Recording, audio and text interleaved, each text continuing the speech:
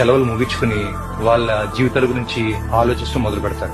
మీ జీవిత భాగస్వామి తమ శేష జీవితం ఎలా గడపాలని చెప్పి ఇంకా ఆలోచిస్తారు. పండగలు, సినిమాలు, క్రికెట్ మ్యాచ్లు అన్ని ఎప్పటిలాగా వచ్చి వెళ్ళిపోతా ఉంటాయండి. పువ్వులు మళ్ళీ వికసిస్తాయండి. కాలాలు మారుతా ఉంటాయండి. జీవితం మెల్లగా పాత రూపంలోకి వెళ్ళిపోతుందండి. ఈ ప్రపంచం మిమ్మల్ని ఆశ్చర్యకరమైన వేగంతో మర్చిపోద్ది. ఒక సంవత్సరం తర్వాత ఎవరో ఒకరు మీరు లేని ఆనవాళ్ళని ఒక ఫోటోలో చూసి క్షణకాలం ఆగిపోతారు. కొన్నేళ్ళ తర్వాత మీకు బాగా దగ్గర ఉన్న వాళ్ళు కూడా మిమ్మల్ని తక్కువగా గుర్తుపెట్టుకుంటారండి. ఆఖరికి మీ పేరు ఎవరో పలికిన రోజు కూడా వస్తుంది.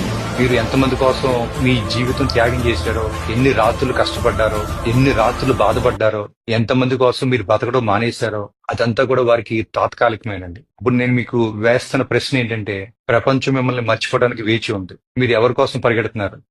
మీరు ఎవరి కోసం ఆందోళన చెందుతున్నారు? మీ జీవితం మీది. దాన్ని ఇతరుల అభిప్రాయాల కోసం